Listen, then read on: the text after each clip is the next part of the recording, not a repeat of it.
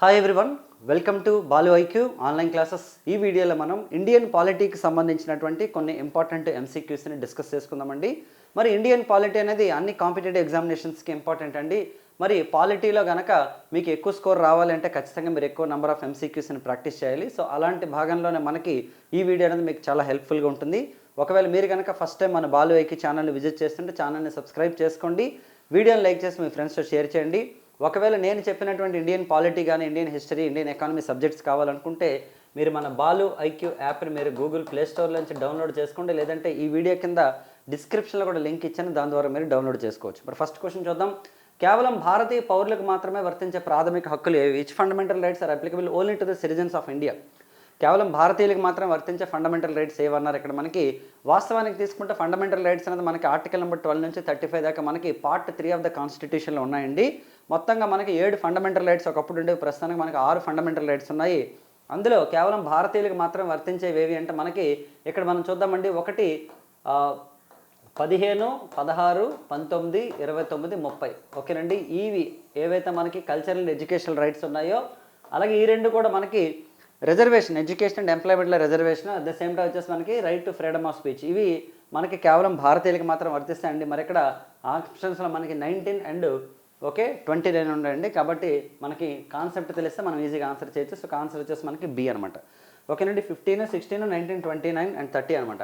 మరి తమిళనాడులో 69% రిజర్వేషన్లు పెంచినటువంటి రాజ్యాంగ సవరణ ఇది. వాస్తవానికి తీసుకుంటే Indira Sawhney versus Union of India case ప్రకారం తీసుకుంటే మనకి the total reservation should not cross more than 50% అని చెప్పింది అప్పట్లో 1992లో సుప్రీంకోర్టు మనకి. కానీ ఆ ఆ సుప్రీంకోర్టు జడ్జిమెంట్ని అధిగమించి తమిళనాడులో దాదాపు 69% వరకు రిజర్వేషన్స్ ఇచ్చారండి. మరి అలా ఇవ్వాలంటే ఏం చేయాలి? సుప్రీంకోర్టు ఇచ్చిన జడ్జిమెంట్ని అధిగమించాలంటే రాజ్యాంగాన్ని సవరించాలి. యాక్చువల్ అలా చేసి రాజ్యాంగ సవరణ ఏది అంటే మనకి 72, 76, 77, 85 అండ్ ఆన్సర్ వచ్చేసి మనకి 76 అండి. 76th కాన్స్టిట్యూషన్ అమెండ్మెంట్ అండి. మనకి తమిళనాడులో 69% రిజర్వేషన్స్ ఇచ్చారనమాట. తమిళనాడు రాష్ట్రంలో 69% రిజర్వేషన్స్కి పెంచారండి. అప్పుడు పివి నరసింహారావు గారు వచ్చేసి మనకి ప్రైమ్ మినిస్టర్ ఆఫ్ ఇండియా అనమాట. అలాగే 77 రాజ్యాంగ సవరణ ఏంటంటే మనకి ప్రమోషన్స్లో రిజర్వేషన్స్ గురించి చెప్తానమాట. అంటే ఏదైతే మనకి షెడ్యూల్ కాస్ట్ మరియు షెడ్యూల్ ట్రైబ్స్ ఉన్నారో వాళ్ళకి ప్రమోషన్స్లో రిజర్వేషన్స్ కోసం చెప్పేది మనకి 77 రాజ్యాంగ సవరణ అండి.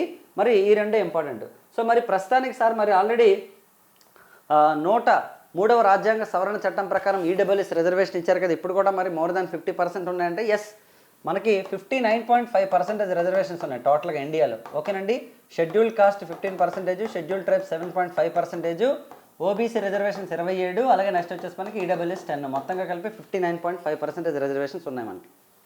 సో నెక్స్ట్ క్వశ్చన్ చూద్దామండి. 2007లో కేంద్ర రాష్ట్ర సంబంధాలపై కేంద్ర ప్రభుత్వం నియమించిన కమిటీ ఏదంట? ఓకే, సెంట్రల్ స్టేట్ రిలేషన్స్ మీద సెంట్రల్ గవర్నమెంట్ నియమించినటువంటి కమిటీ ఏదంట? Sarkaria commission, Poonchi commission, Rajamannar Reddy Santhanam committee అండి. మదనమోహన్ పూంచి కమిషన్ అండి 2007లో అపాయింట్ చేశారు మనకి. ఓకేనండి. Madan Mohan Punchhi commission appointed in the year 2007 అండి for the central and state relations అనమాట. ఎందుకంటే కేంద్ర రాష్ట్ర సంబంధాల మీద ఖచ్చితంగా మనకి చాలా ఇంపార్టెంట్. ఎందుకంటే ఎంసీ సెతల్వాడి కమిషన్ ఉంది, అలాగే సర్కారియా కమిషన్ ఉంది, అలాగే నెక్స్ట్ రాజమన్నర్ కమిషన్ ఉంది, మదనమోహన్ పూంచి కమిషన్, చాలా కమిషన్స్ ఉన్నాయి మనకి. అందులో మనం తీసుకుంటే పూంచి కమిషన్ అండి. ఈ కమిషన్ గురించి ఒకసారి ఎగ్జామ్లో క్వశ్చన్ అడిగాడు గ్రూప్ 2లో. ఏంటంటే భారతదేశంలో గవర్నర్కి సంబంధించి పూంచి కమిషన్ ఏం చెప్పింది అంటే మనకి గవర్నర్ యొక్క పదవీ కాలం గరిష్టంగా 5 సంవత్సరాలు ఉండాలి అని సజెస్ట్ చేసింది అనమాట. అంటే 5 years కంపల్సరీగా ఉండాలని చెప్పి సజెస్ట్ చేసిన కమిటీ మనకి పూంచి కమిషన్. నెక్స్ట్ చూద్దామండి. భాషలకు సంబంధించిన రాజ్యాంగ విభాగం ఏదంటే చాలా మందికి డౌట్ వస్తుంది.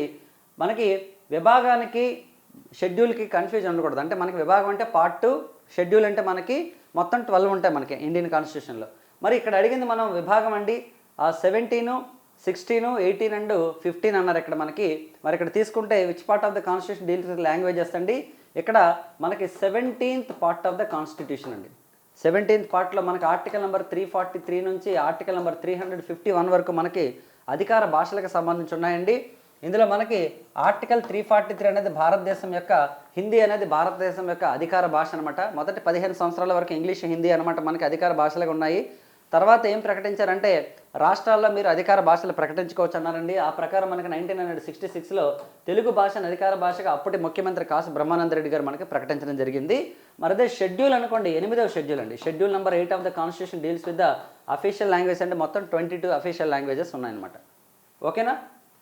నెక్స్ట్ చూద్దామంటే రాష్ట్రపతి యొక్క ఎన్నిక విధానం ఏ దేశం నుండి తీసుకున్నారు? అమెరికా, ఐర్లాండ్, బ్రిటన్, కెనడా అండి. మరి రాష్ట్రపతి యొక్క ఎన్నిక విధానం మనం ఐర్లాండ్ నుండి తీసుకున్నామండి. ప్రిఫరబుల్ ఓటింగ్ సిస్టమ్ ఉంటుందండి. Article number 55 of the constitution మనకి రాష్ట్రపతి ఎన్నిక విధానం ఉంటుందన్నమాట. ఎలక్ట్రల్ కాలేజ్ ఆర్టికల్ నెంబర్ 54లో మనకి రాష్ట్రపతిని ఎవరెవరు ఎన్నుకుంటారన్న దానికి ఎలక్ట్రల్ కాలేజ్ ఉంటుందండి. MPs of Lok Sabha and MPs of Rajya Sabha and MLAs of all the states అనమాట. నామినేటెడ్ మెంబర్స్ ఎవరు ఓట్లేరు. అదే మరి ఇంపీచ్మెంట్ ప్రాసెస్ అంటే removal process of president of India తీసుకుంటే మనకి అమెరికా నుండి తీసుకోవడం జరిగింది. మనకి పార్లమెంట్ సభ్యులందరూ ఓటేస్తారు. MPs and MLAs and MPs ఓటేస్తారు, ఎమ్మెల్యేలు ఎవరు ఓటేరు ఇందులోని. లోక్సభ అండ్ రాజ్యసభ ఎంపీలు ఇంక్లూడింగ్ నామినేటెడ్ మెంబర్స్ వేస్తారు. అది వచ్చేసి మనం అమెరికా నుండి తీసుకున్నాం. కాబట్టి గుర్తుపెట్టుకోండి, రాష్ట్రపతి ఎన్నిక విధానం మనం ఐర్లాండ్ నుండి తీసుకోవడం జరిగింది. నెక్స్ట్ క్వశ్చన్, రాజభరణాలను రద్దు చేసిన రాజ్యాంగ సవరణ ఇది. రాజభరణాలు అంటే అర్థం ఏంటంటే మనకి ఇంగ్లీష్లో ప్రైవీ పర్స్ అంటారండి. ఏంటండి ప్రైవీ పర్స్ అంటారండి. ప్రైవీ పర్స్ ఏంటంటే అంటే మనకి ఏదైతే సంస్థానాలు ఉన్నాయో, భారతదేశంలో ఉన్న సంస్థానాలు ఏవైతే ఉన్నాయో ఆ సంస్థానాలు ఇండియన్ యూనియన్లో కలిసిపోయినప్పుడు వాళ్ళకి కొంత కంపెన్సేషన్ లాగా ఇచ్చారనమాట. యాక్చువల్లీ మనకి భరణం అనేది ఇవ్వడం జరిగిందనమాట. అలా భారతదేశంలో 1947 నుంచి కూడా ఆల్మోస్ట్ 1971 వరకు ఇచ్చారు. కాకపోతే ఇలా ఇవ్వడం వల్ల రాష్ట్రాలకి, దేశానికి ఫిస్కల్ అండ్ రెవెన్యూ డెఫిసిట్లు పెరిగిపోతున్న ఉద్దేశంతో మనకి ఓకేనండి. ఎందుకంటే కేంద్ర ప్రభుత్వం ఇస్తుంది యాక్చువల్లీ. సో దేశం యొక్క ఫిస్కల్ డెఫిసిట్ పెరిగిపోతున్న ఉద్దేశంతో 1971లో ఒక రాజ్యాంగ సవరణ చేశారండి. 26 అమెండ్మెంట్ చేసి మనకి తీసేయడం జరిగిందనమాట. ఓకేనండి. So very very important. రాజభరణాలు ఇందిరాగాంధీ గారి టైంలో చేశారు. నెక్స్ట్, జిల్లా ప్రణాళిక బోర్డు ఏర్పాటు చేయమని సలహా ఇచ్చిన కమిటీ ఇది. ఎందుకంటే మనకి భారతదేశంలో కేంద్రంలో ప్రణాళిక సంఘం ఉంది, రాష్ట్రంలో ప్రణాళిక సంఘం ఉంది, జిల్లా స్థాయిలో కూడా ఉండాలి.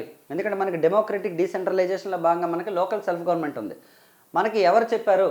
బల్వంతరాయ్ మెహతా కమిటీ, అశోక్ మెహతా కమిటీ, వీటి కృష్ణమాచార్య కమిటీ, సర్కారియా కమిషన్ అండి. ఆన్సర్ వచ్చేసి మనకు వచ్చేసి ఎవరు చెప్పారంటే యాక్చువల్లీ హనుమంతరావు కమిటీ చెప్పిందండి. ఇందులో ఆప్షన్స్లో లేదు వాస్తవానికి.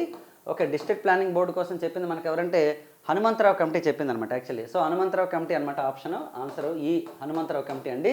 సో హనుమంతరావు కమిటీ మనకి ఆర్టికల్ నెంబర్ 243 జడ్డీని క్రియేట్ చేశారండి. అకార్డింగ్ టు ద మనకి మనకి ఏంటంటే హనుమంతరావు కమిటీ ప్రకారం తీసుకుంటే డిస్ట్రిక్ట్ ప్లానింగ్ బోర్డుని మనకి ఏర్పాటు చేయడం జరిగిందండి. నేను మీకు ఇందులో ఆప్షన్ అనేది యాడ్ చేస్తాను. హనుమంతరావు కమిటీ. అశోక్ మెహతా కమిటీ ఏం చెప్పిందంటే 243 ఫైనాన్స్ కమిషన్ ఏర్పాటు చేయమన్నది.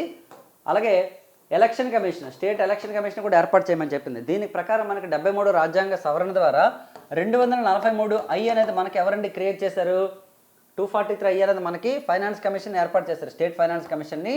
243 ప్రకారం మనకు వచ్చేసి మున్సిపాలిటీలో మనకి ఫైనాన్స్ కమిషన్ ఏర్పాటు చేశారండి.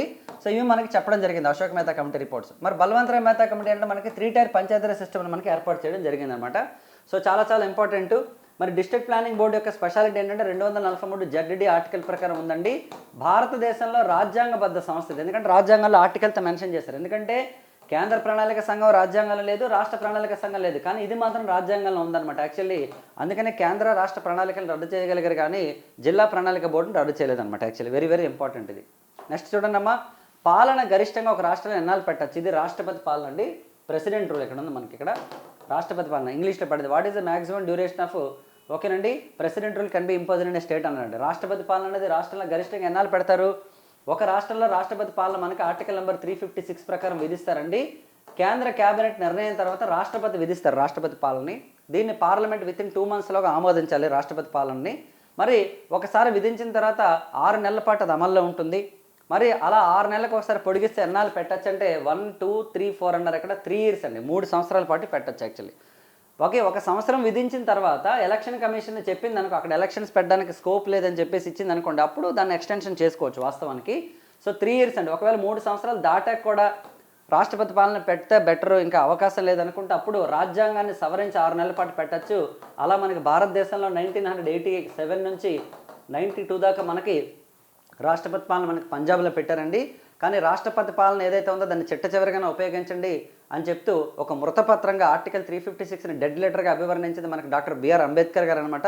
మరి అలాగే 1994లో సుప్రీంకోర్టు కూడా రాష్ట్రాల హక్కులు కాపాడాలి, ఎప్పుడు పడితే అప్పుడు రాష్ట్రపతి పాలన పెట్టకూడదంటూ ఎస్ఆర్ బొమ్మాయి కేసులో సుప్రీంకోర్టు ఏం చెప్పిందంటే మనకి federalism is the basic structure of the constitution, సమాఖ్య విధానం అనేది రాజ్యాంగంలో ఒక భాగం, దీన్ని మీరు అతిక్రమించకండి అని చెప్పేసి చెప్పడం జరిగింది. ఇవండి 8 క్వశ్చన్స్ చెప్పాను మీకు వీడియోలోని. మన కాన్సెప్ట్ ఏంటండి అంటే తక్కువ టైంలో ఎక్కువ కంటెంట్ ఇవ్వడానికి నేను ప్రిఫర్ చేస్తాను మీకు. సో అలా మన వీడియోస్ మీరు ఏవి ఫాలో అయినా సరే మీకు అదే లెవెల్లో కంటెంట్ అనేది దొరుకుతుంది. సో నా ఎక్స్ప్లెనేషన్ మీకు నచ్చినట్లయితే మన ఛానల్ని సబ్స్క్రైబ్ చేసుకోండి, మీ ఫ్రెండ్స్తో షేర్ చేసుకోండి. బాలుఐక్ యాప్ని మీరు గూగుల్ ప్లే స్టోర్ నుంచి డౌన్లోడ్ చేసుకోండి. మీకు ఎంత తక్కువ టైంలో ఎక్కువ కంటెంట్ ఇచ్చానని మీకు ఒక క్లారిటీ వస్తుంది. ఆర్గనైజర్గా చెప్పాము అందులో మీకు మెటీరియల్స్ ఉంటాయి, కంటెంట్ వీడియో కంటెంట్ ఉంటుంది, టెస్ట్ సిరీస్ కూడా ఉంటుంది. మరి నెక్స్ట్ వీడియోలో మళ్ళీ కలుద్దాం. Thank you so much and wish you all the best.